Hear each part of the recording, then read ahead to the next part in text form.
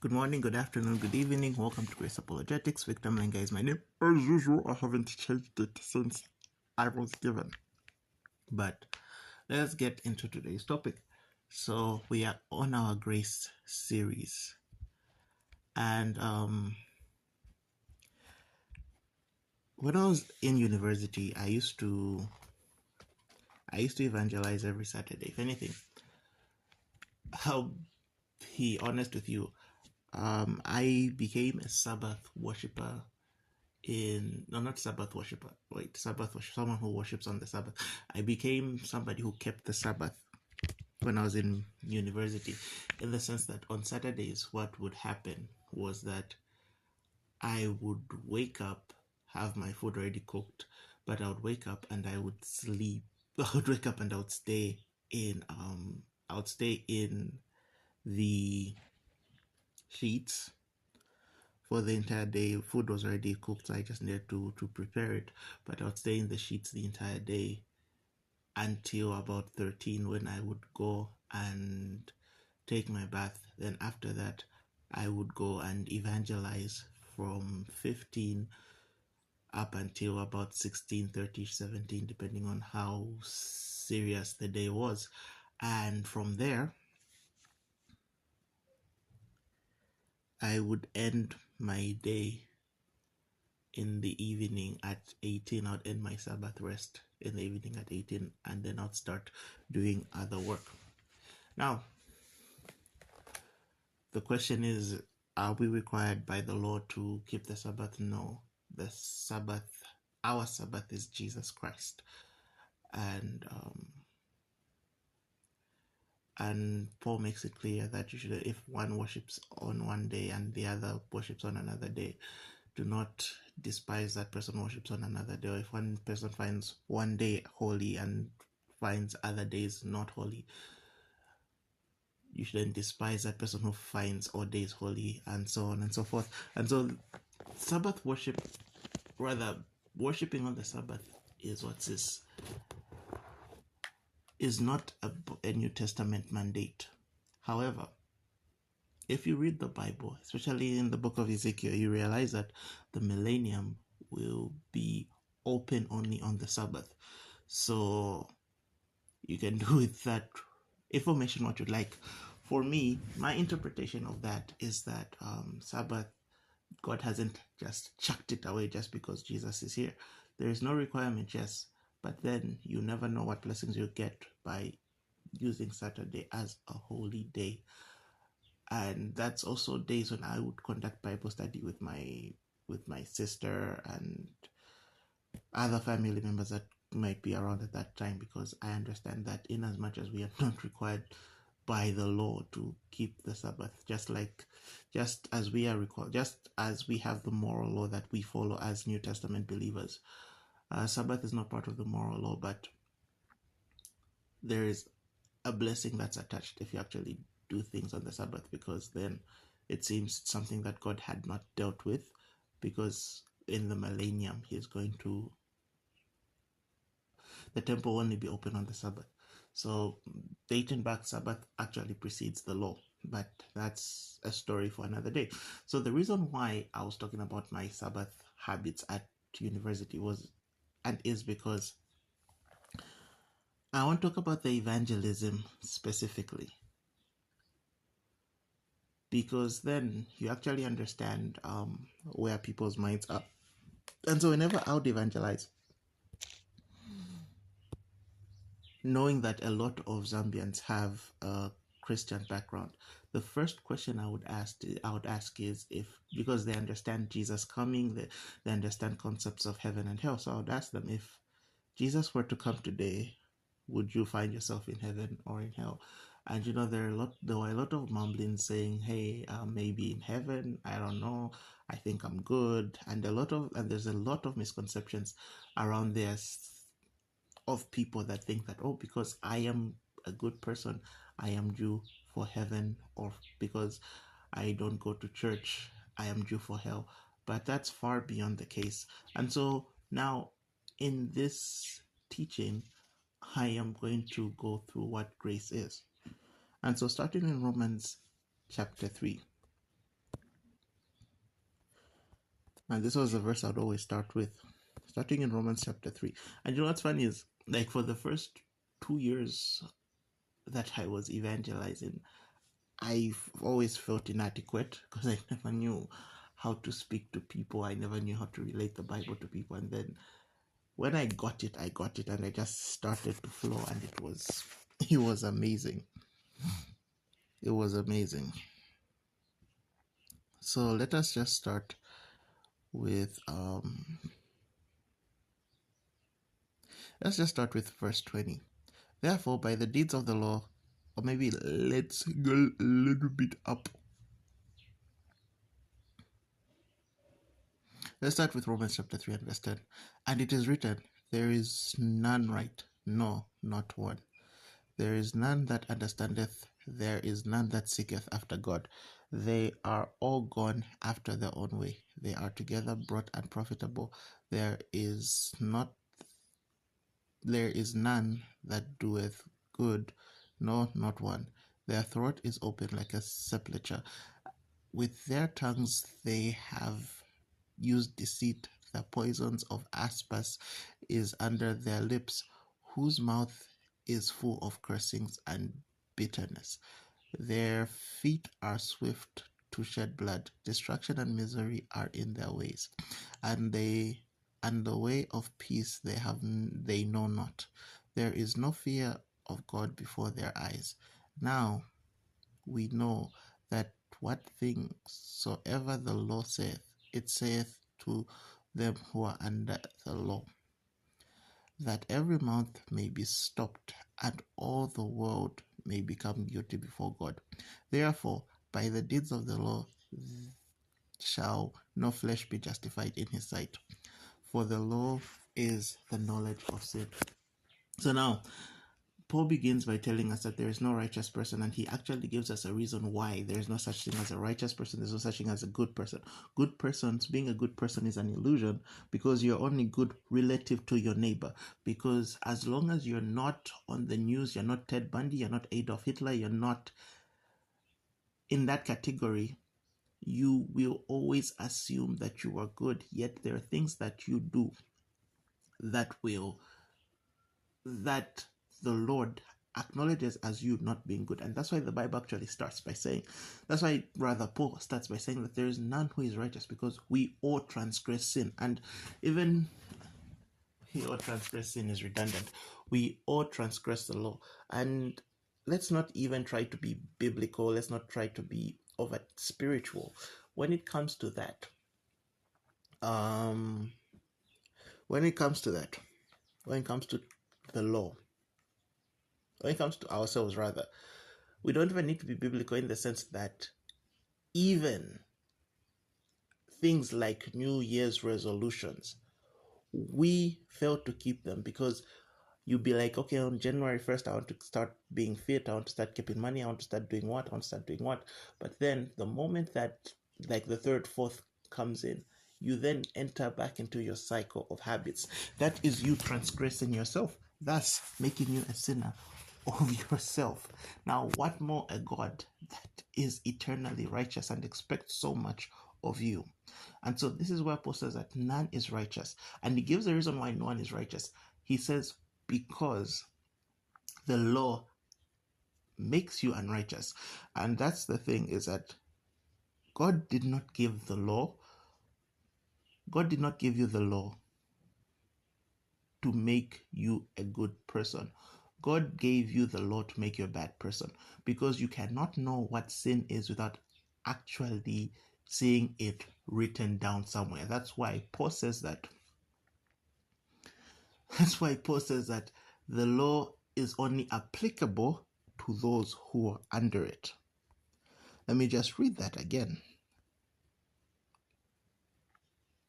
In verse 19, now we know that what things soever the law saith, it saith to them who are under it. So it says that only people who are applicable to the law are made subject to the law. That is why you can drive as fast as you want, but the moment you see 60 kilometers per hour, you best stop. You best slow down and go 60 kilometers an hour. You best You best give way when it tells you to yield. You best stop when it says stop, because anything that you do against that is transgression of that law. So as a driver, you are made subject to the road rules. If you have a driver's license, it means that you have signed an oath to be a law abiding driver. And so whatever laws are out there, you are subject to those laws. Whatever laws are subject to your country, you are made subject to those laws. As a citizen of that country, you are made subject to those laws. I believe in the United States, different states have different laws. And so you hear things like, no, that's illegal in that state. I think like smoking marijuana is illegal in one state or not illegal in another state, and so on and so forth. And so I'm just spitballing here. I'm not really sure if it's actually legal and illegal in different states, but there is an understanding that each state has a law. And so the citizens or the people staying in that state are meant to work within those laws. And if they are not, they are then subject to whatever punishment is due to them because they transgressed that law. And so laws and rules are given, especially the moral law, the law that God has given us, to show us where our shortcomings are. And you make the argument and say, well, it was only for the children of Israel, which is not true, because in Romans chapter 2, Paul actually makes a claim saying that you Gentiles had the law in your heart. How else did you know that murdering is wrong? And so inasmuch as the Gentiles, and this is what we call the natural law, inasmuch as the Gentiles were not subject to Jewish law, there are universal truths that exist in our hearts that certain things are just not right. Let me just read it starting from verse 10, Romans chapter 2 verse 10.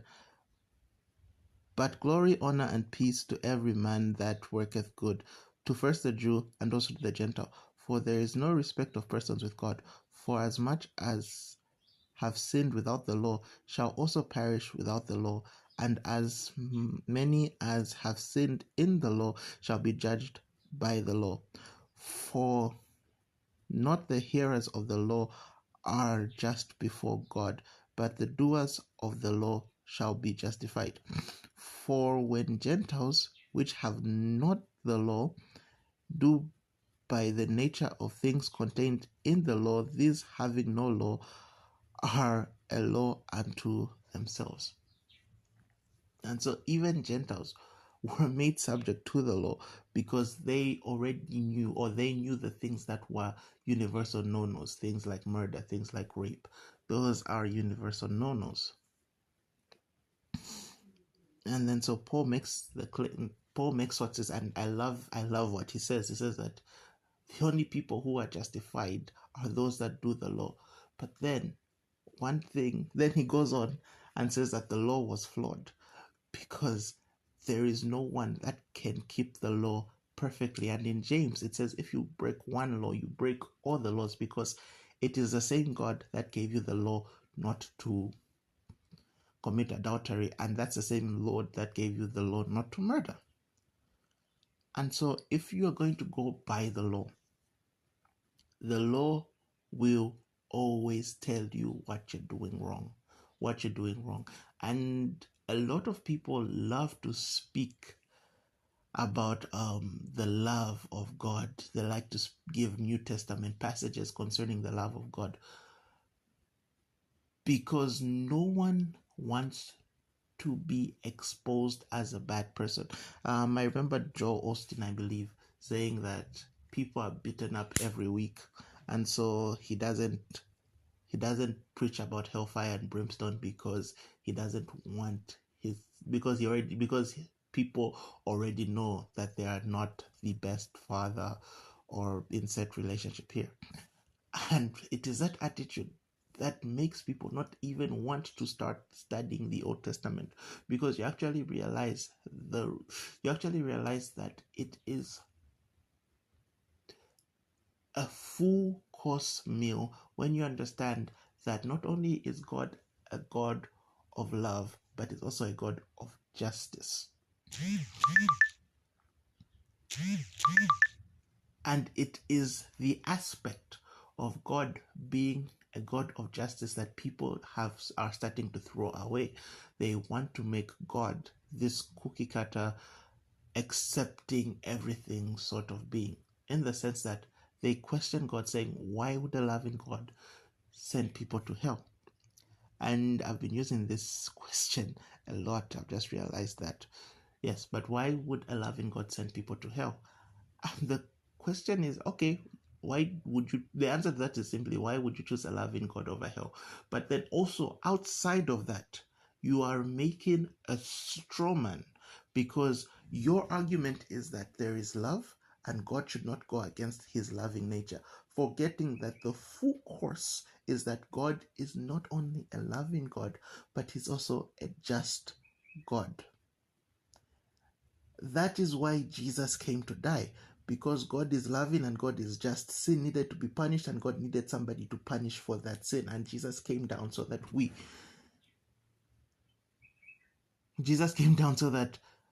God's justice, God's just nature could be satisfied, and his loving nature could also be satisfied. And in every aspect that God has been dealing with people from Genesis to Revelation, there's a symbiotic relationship. I don't know why I said loving, but there is a symbiotic relationship between God's love and God's justice. Grace is as a result of God being a just God, but it's also as a result of God being a loving God. Mercy is a result of God being a loving God and being a just God. All aspects of God are because he's both loving and just. Not only is he loving and just, but he's eternally loving and eternally just. And so when it comes to the law, simply put, the law was made so that you could so that faults can be found, so that you can cry out for a savior. Because no matter what you do, everything, oh my goodness, I lost my train of thought, I'm really sorry, but no matter what you do, it would not be enough. And so with God,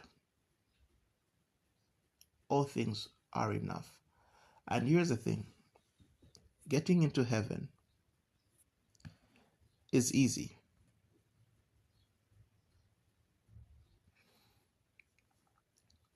And the reason why I say it's easy is because it's either you do it, as Paul says, he that is justified is the one who does the law. It's either you do it, you work your way up to heaven, you do everything that you need to do, or you rely on Jesus who's already done it. It's your choice, really. But if you go with the former, you will never, ever be good enough. Just going back to Romans chapter 3. Therefore, by the deeds of the law, there shall no flesh be justified in his sight. For by the law is simply the knowledge of sin. The law is simply the knowledge of sin. But now the righteousness of God without the law is made manifest, being witnessed by the law and the prophets, even the righteousness of God, which is the faith of Jesus Christ, unto all and upon all of them that believe. For there is no difference, for all have sinned and fall short of the glory of God, but but being justified freely by his grace through the redemption that is Christ Jesus. Let's jump to Romans chapter 4. What then shall we say? What shall we say then that Abraham our fathers pretending to the flesh hath found? For if Abraham were justified by works, he hath whereof glory, but not before God. For what saith the scripture? Abraham believed God, and it was counted unto him for righteousness. Now to him that worketh is his reward. And this is where I say it's either you do it, you do your work, but the reward you do not get because you'll never be good enough. It's a reward not reckoned unto great grace, but is a debt. So because you're a doer of the law, God will allow you in heaven because you are righteous. You literally did what Jesus did. But to him that worketh not, but believeth on him that justifies the ungodly, his faith is counted to him as for righteousness. So, like I say, when it comes to this aspect of law and grace, the law came into the world to show the world its sin. But Paul has told you that you can be justified in verse 2 if you're a doer of the law. The only problem is you are always going to fall short. But with Jesus, you are never going to fall short because it's never about what you do. It's about what He's done. It's about His works. And that is why grace.